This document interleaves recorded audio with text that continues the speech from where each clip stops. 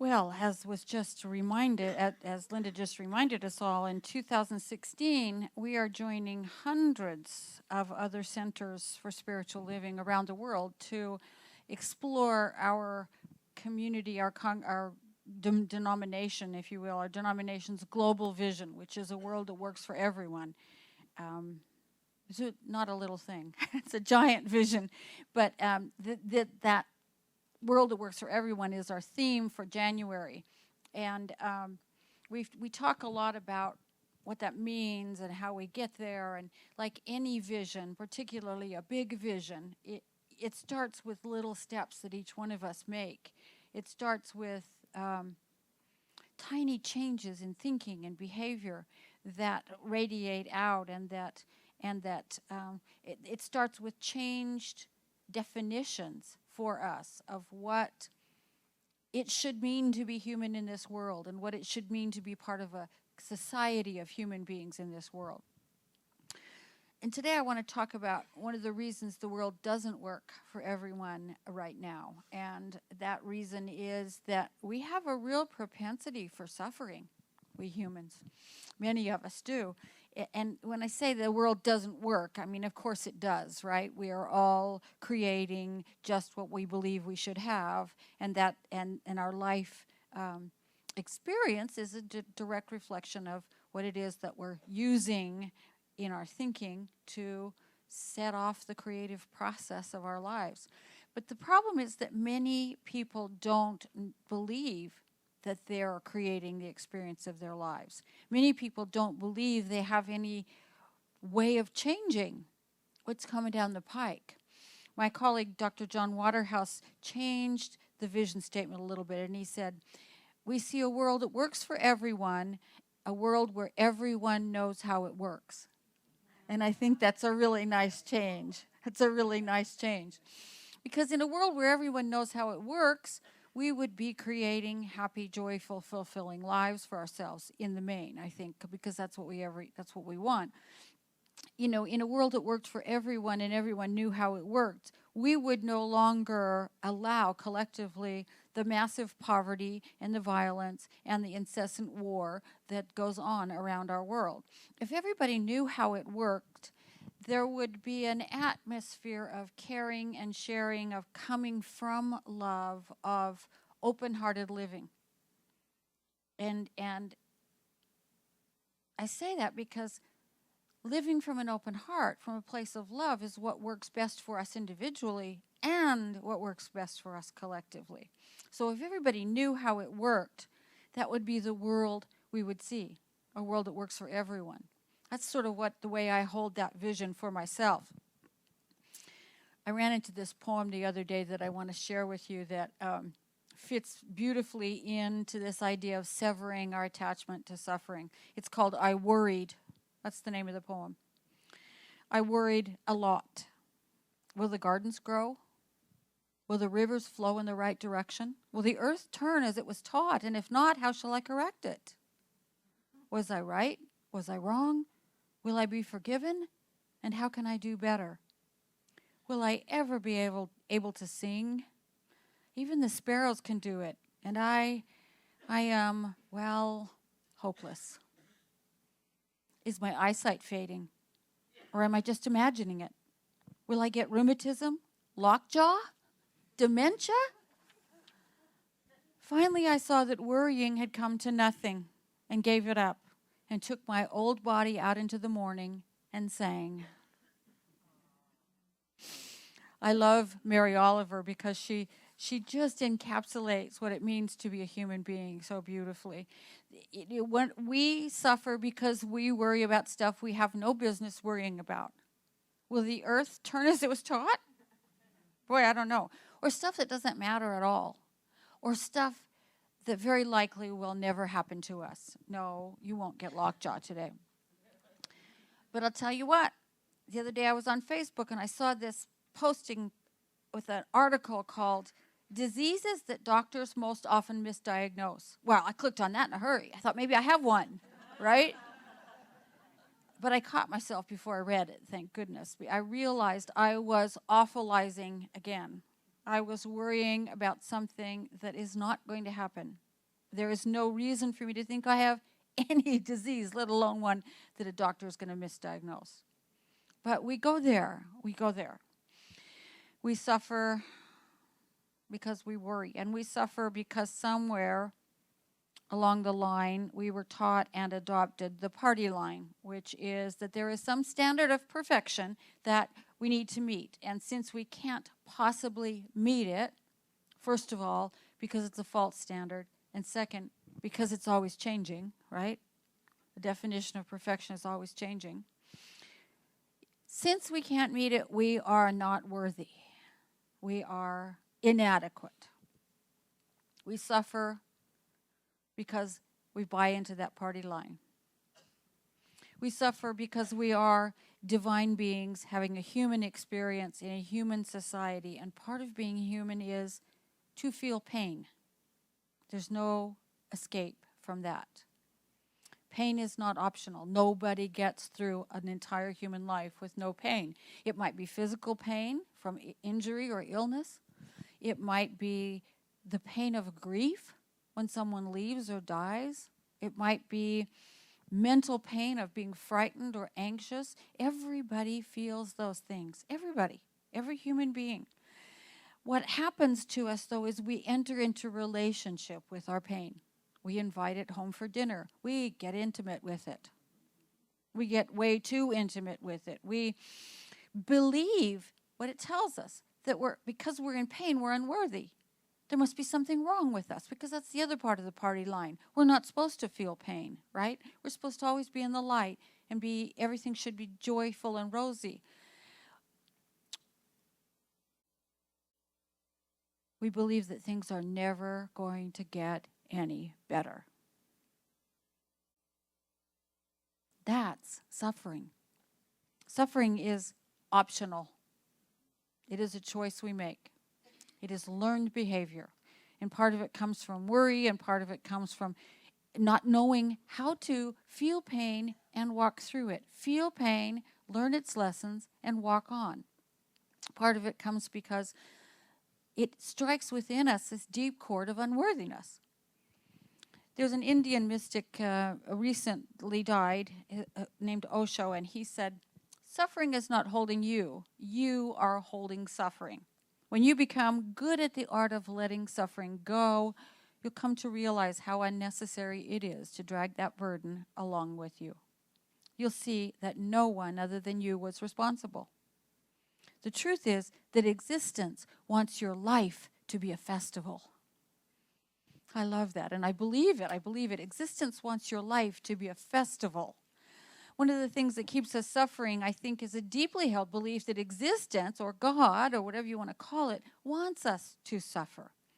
And that comes from growing up in a society where the Bible has been mistranslated, misinterpreted, taken literally, tortured in misconstruction. And the result is somehow that we think suffering is both inevitable and good for us, makes us better people.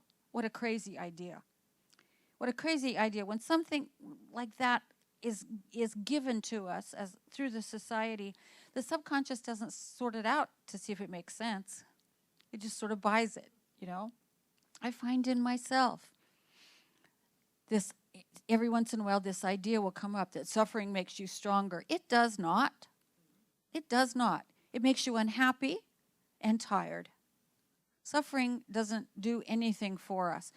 Walking through the pain and feeling it and learning its lessons and then letting it go makes us stronger. Somewhere in our existence, in our subconscious existence, is also the idea that somehow we have to prove ourselves to existence, to God, to the universal intelligence. And since we're always going to mess that up, right, it's impossible to meet a standard that is always shifting, then we're going to suffer on this planet until we die, and then if we're lucky, we'll get a heavenly reward. That's this subconscious belief that is rolling through our heads. But I really think Osho was right when he said, existence wants your life to be a festival. God wants our lives to be much more joyful and happy and free than any idea of suffering could ever imagine. And I also know that even those who told us about suffering or who seemed to want us to suffer, like the school bully, or the people who suffered for us, like my mother or your mother, or teachers who acted in ways that seemed to want us to suffer, they were simply acting out what they were taught to believe. What they were taught to believe. They didn't understand how it works. They didn't get that what you think about, what you ruminate on, what you get intimate with is what becomes your life experience. Ernest Holmes wrote, "If we talk about discord, we shall become more discordant." People who spend all their time talking about their unhappiness become more unhappy. And it's real tricky because we don't often even hear what we're saying to ourselves. But I'm going to talk about that in a minute and give you hopefully an idea that will help you turn that. We stop entering into relationship with pain and inviting it back and retelling it to ourselves and embroidering it and filling in the details. We stop suffering when we can acknowledge that there's a difference between the pain that we feel when a painful event occurs and the suffering that we can make ourselves continue to feel afterwards. There is a difference. Suffering is a mindset. It comes from a mindset. And you all know, and I know, we all know, people who are dedicated to suffering. They're always in pain. They're always sick. Everything's always going wrong for them. They're dedicated to suffering.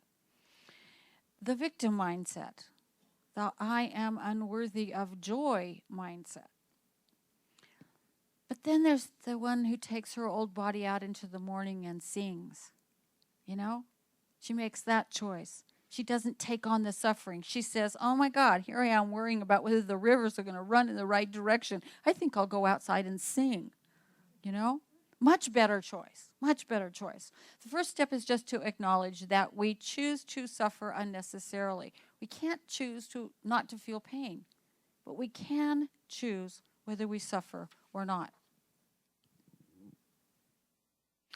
And that requires us, I think, to stop fearing pain. We fear pain. We think somehow that life should be always pain-free. It's another mistaken idea that was handed to us. I think in fairy tales, I think it's that "and they lived happily ever after" idea that kind of screwed things up for us. Because we will lose people we love. We will fall down and break our legs. We will screw up sometimes and not know how to resolve the situation. We will act out of our own pain sometimes and behave badly. We will do all those things and so many more. And so many more. And that's normal and natural, and so is the pain that follows. When we refuse to acknowledge that sometimes we're going to run into painful circumstances, what we do is repress the pain. We step into the light, and I think Ernest Holmes heard what he said early in his career about turning away from the negative and turning towards the positive, and later on talked very much about pulling things out of the shadows, acknowledging them, and let them go. But that was a lifetime, that what he learned over his lifetime, because he was a human being, right? And as he got a little bit more wise and realized that we can't always be standing in the light when we have something painful to acknowledge and learn from. That's what we need to do. And then let it go. When we repress it, it turns into suffering because it continues to roll around in our subconscious. I think our job here on earth is to live in both realms. The wonder, the joy, the bliss, and the sticky, sometimes icky, always tricky human life. It's standing with one foot in each of those realms and being able to navigate it with some aplomb and grace that is a successful life, I think. So the practice, I think, that will let us integrate the human and the divine and allow the richness of the whole experience is the practice of self-compassion. Another thing that wasn't taught to us very well, right? We were taught to be nice to other people, sometimes at great cost to ourselves. But we aren't very supportive in just loving ourselves through life, are we? Something happens to us and, the things we say to ourselves, they can be so harsh. They can be so harsh. But when someone else is having difficulty, we support them with kind words. We let them know it's okay to fall and even fail, and that we'll still be there to support them and love them. That we reassure them that we will respect them even during hard times and comfort them when they hit a rough patch. And we have to start doing that for ourselves. We have to start doing that for ourselves instead of just saying to ourselves, oh, get over it. Or if you weren't such an idiot, this is when I hear myself saying to myself a lot, if you weren't such an idiot, it never would have happened. Oh, my God, why did you say that? Or whatever. We treat ourselves mercilessly. So if we can practice being kind to ourselves, hopefully when times are good, because when the pain hits, we need something to turn to and rely on. We have to have a strong kindness, self-kindness muscle. Why not start when things are good, relatively good, and say, it's okay. Whatever you do here is going to be is okay. And you are a great person, and you are doing everything that you know how to do. And even if you fall, it's okay. I'm not going to desert you. We have to say that to ourselves because we do desert ourselves. Practice being kind to yourselves and speak gentle words to yourself about the fact that you're going to get through the pain, whatever it is. That helps us, I think, avoid that trap of this is never going to change. The pain's going to last forever. Doesn't it seem that way when you're down in the dumps? It's never going to change. And when you're happy, it's like, oh, look out. Something's going to come at me. And we have it sort of backwards there, I think. We have to comfort ourselves, and we have to ask other people for comfort. Not sympathy with suffering, but comfort in the pain. Comfort in the pain, that's different. We have to learn how things work. We have to learn that we can change our own mind processes, and we can change our own mind processes about pain so it doesn't turn into suffering. And when we do that, we refuse to sign on to the suffering of the world. And I don't mean sign on by ignoring it. What I mean is we refuse to add our consciousness to it. We refuse to add our consciousness to the idea that the poor will be with us always. Why? Why will there always be war? Why? Why will there always be people living in such circumstances that we cannot even imagine, unable to get health care of any kind? All that. Why? People without clean water. Why? There's no reason for that. There's no reason for that to be happening in our world. We created it in our collective consciousness. So once we decide to stop suffering ourselves, we decide that we're going to stop adding to the suffering of the world as well. And when we start living from a place of being filled up because we're kind to ourselves, then whatever we do for someone else is done from that place of kindness, not that place of supporting the world's suffering any longer, but of simply saying, this is someone who is a fellow human, who is like me, who has pain just the way I do. So let me support them and give them a kind word and help them through their pain. Not suffering, but through their pain, and not perpetuate it into suffering.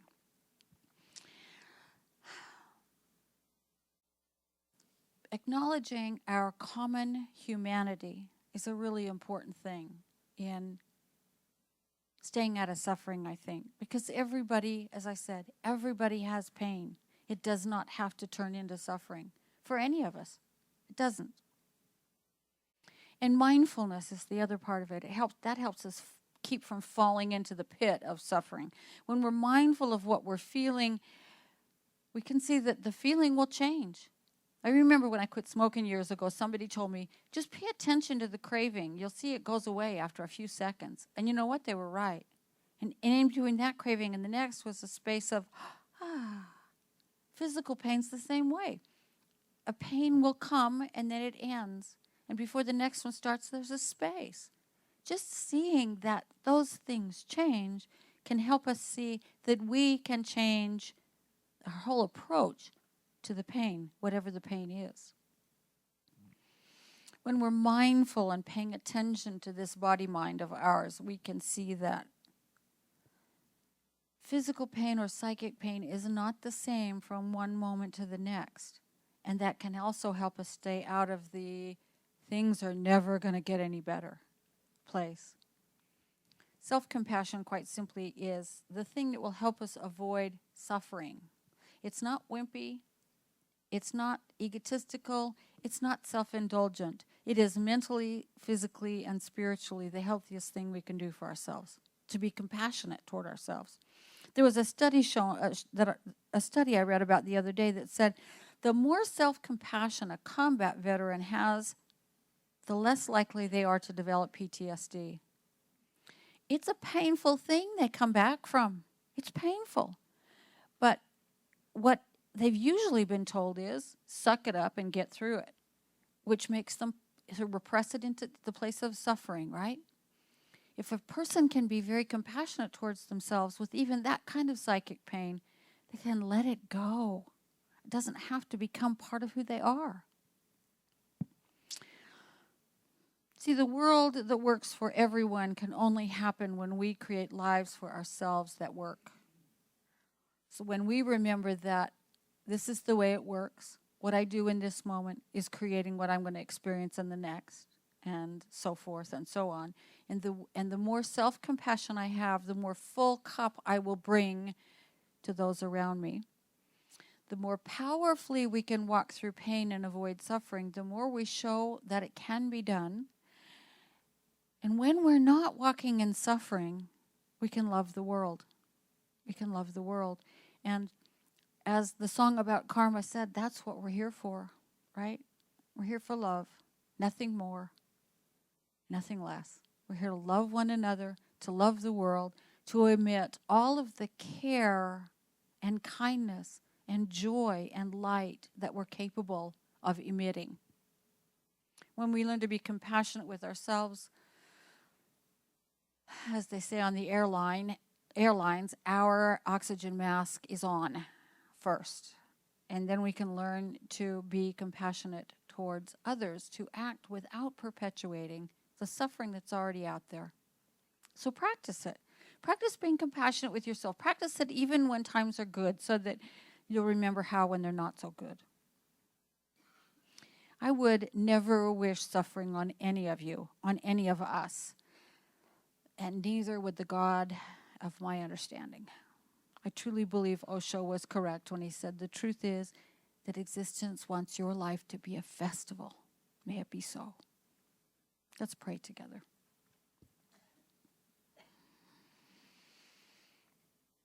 Let's unwind all the tenseness and anxiety and anything other than just open-heartedness that might be in us. And from that place of open-heartedness, let us remember that there's only one. There is only one life. There is only one mind. There is only one reality, and that is the consciousness of love that we call God or universe or intelligence or whatever we call it. There's only one, and it lives in and as every one of us, in and as and through all creation. Everywhere we look, we can see it if we remember to open our eyes, the eyes of the heart. I know that that life is the life of this community and everyone in it, and that it brings to each one of us that ability to simply breathe and relax and know peace at the very center of our being. We may tense up the next moment and forget it, but for that moment in between, there is a place of peace for each one of us. At the center of our being, the place that knows that God is and we are, that knows what we are here to do is to express the love of the universe. What we are here to do is hold a festival of love for ourselves, for all those around us, for this whole world, for our planet, for all life. And so I know that we move forward into this day and tomorrow and the day after that with a greater compassion for ourselves, holding ourselves in a place of love, support, comfort, and joy, allowing pain to come and go rather than hang around into suffering, where we allow pain to bring its lessons, whether it be you need a Band-Aid or you need a new attitude.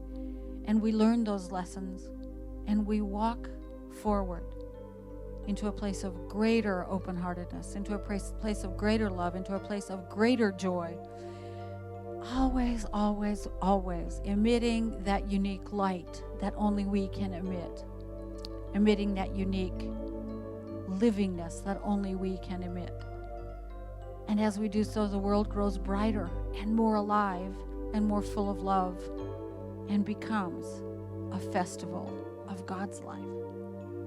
I know this is the truth about us. I claim it. I know it. I see it. And I say thank you. I say thank you, God, for this community and everyone in it. I say thank you, God, for this amazing life in which we get to navigate, being human and divine all at the same time. I say thank you. I let it be. And we say together, and so it is.